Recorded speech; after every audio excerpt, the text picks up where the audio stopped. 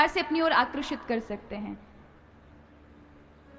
तो बताया, शास्त्रों में भी बताया है कि आपके जैसे विचार जो हैं, जैसे आपके विचार होंगे वैसा आपका मन हो जाएगा, और मन जैसा होगा शरीर वैसा काम करेगा, और शरीर वैसा काम करेगा तो आपकी परिस्थितियां वैसी बन जाएंगी, और फिर परिस्थितियां वैसी बनी तो सुख दुख आपके जीवन में आने ही आने हैं।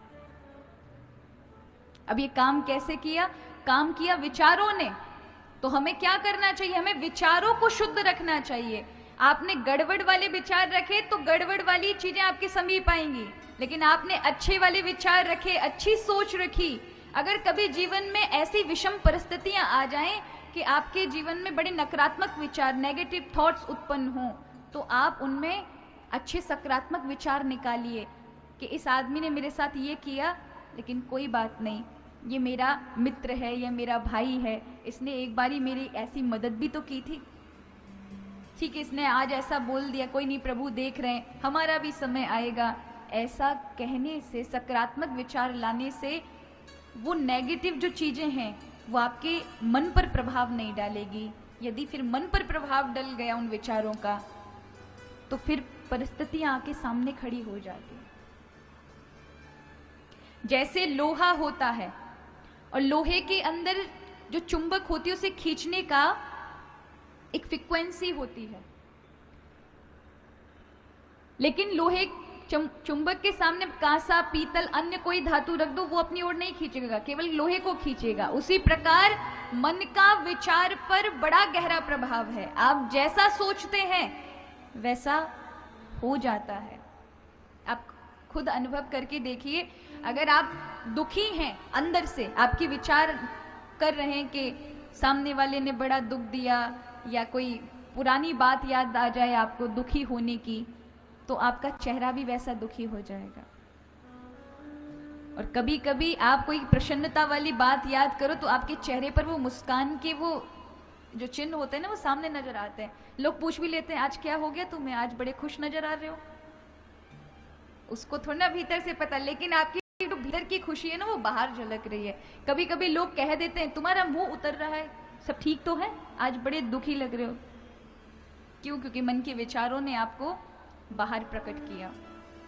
तो विचार का मन से और मन का शरीर से बड़ा गहरा संबंध है। आप जैसे विचार सोच लेते हैं वैसा आप बन जाते हैं। तो अगर आप विचार करते हैं अच्छे कि मैं कुछ तरक्की प्राप्त करूं, अगर आप विद्यार्थी जीवन जी रहे हैं और आप बहुत कुछ उपलब्धि प्राप्त करना चाहते हैं, या आप आध्यात्मिक मार्ग के साधक हैं, अगर आप भगवत प्राप्ति करना चाहते हैं, तो सबसे पहले आपको अपने विचारों के बीज अच्छे डालने होंगे इस माइंड रूपी गार्डन में। ये जो आपका दिमाग है ना, ये बगीचा है, इसमें जैसे आपने बीज डाले वैसे ही आपको आने वाली फसल मिलने वाली है। अगर आपने गलत बीज डाले तो क्या होगा? गलत कांटे वाली फसल मिलेगी।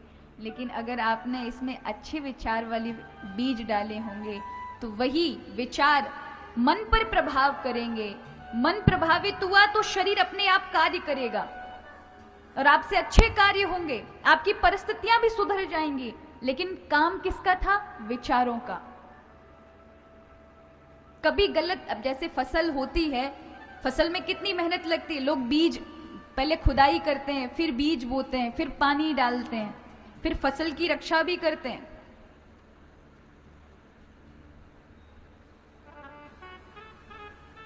कभी गलत चीजें आपके जीवन में आ जाएं तो उन चीजों को निकालकर फेंकना पड़ता है। होता है ना कि कभी गेहूं के साथ बथुआ आ जाते हैं, कभी कभी वो भी होता है तो उनको निकालना पड़ता है ना।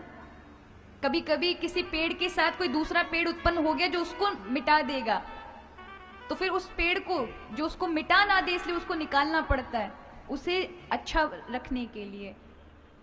जैसे बगीचे में ज्यादा घास बढ़ जाए, बहुत सुंदर पार्क हो, लेकिन अगर उसमें कटाई छटाई नहीं हुई ना तो क्या होगा? वही ऊबड़ खाबड़ गंदा दिखने लगेगा। तो ये जो आपका ये दिमाग है, ये बगीचा है और इसके बागवान आप हैं। इसके मालिक आप हैं। जैसे जैसे आप इन अपने दिमाग के विचारों से बीज बोएंगे, वैसी वैसी फसल आपको मिलेगी।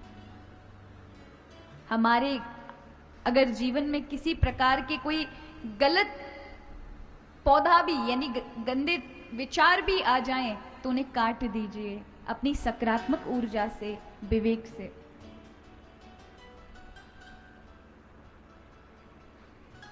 भगवान ही हमें ऐसी परिस्थितियां भेजते हैं, वो दो कारणों से भेजते हैं। पहला, हमारे कर्म के जो प्रारब्ध हैं उनको भोगने के लिए। दुख क्यों आते हैं? जो हमने कर दिया है उनका परिणाम ही तो हमको मिल रहा है। एक तो इस कारण से, और दूसरा आपको इस जीवन में सीख देने के लिए। इन दुखों से आपको बहुत कुछ सीखने को मिलेगा। जब तक आप अनुभव नहीं होते तो वो दुख आपके लिए बड़े दुखदाई होते हैं, लेकिन जब आप अनुभवी हो जाते हैं, उनसे कुछ सीख ले लेते हैं, तो वो दुख कहाँ रहता है, वो हट जाता है। तो बहुत सारी समस्याएं आती हैं, एहसास कराती हैं ये समस्याएं कि हमारी गलती कहाँ, हमारी चूक हुई कहाँ, हमने कुछ गलती तो छोड़ी है। किसी ने हमारे, आज दुख है तो आपको बहुत सारा ज्ञान होगा, अपने पराये हर चीज का ज्ञान होगा उससे। सुख में तो आपको हर कोई अपना बनाएगा ना कि नहीं तुम मेरे हो, तुम मेरे, तुम मेरे। लेकिन दुख की विपत्ति में फिर देखते हैं कौन था, वो कौन बताता है? दुख बताता है। दुख से बहुत कुछ सीखा जाता है, और जब आप अनुभवी हो जाते हैं तब आपको दुख नहीं लगता, तब जीवन बड़ा खुशहाल होता है, क्योंकि अब आप सीख चुके हैं। तो कहते हैं भगवान सिखाने के लिए और कर्म प्रारब्ध को भोगने के लिए ये परिस्थितियां आती, लेकिन हम अपने विचार अच्छे रखते हैं तो परिस्थितियां हमारा कुछ नहीं बिगाड़ सकती। इसलिए विचारों का ही खेल है। किसी को दुख लग रहा है कि मैं मेरे घर में इसलिए दुखी हूं क्योंकि मेरा घर अच्छा नहीं है, ये दक्षिण मुखी है, पश्चिम मुखी है, ये इसमें वास्तु दोष है, इसमें ऐसा, इसमें वैसा, मैं तो मुंबई में जाके रहता तो अच्छा था। वो घर छोड़ दिया, मुंबई में जाके महाशय रहने लगे, और हुआ क्या? वहां भी दोष लगा रहे हैं, ये फ्लैट अच्छा नहीं मिला मुझे, तो वो वाला फ्लैट लेना था।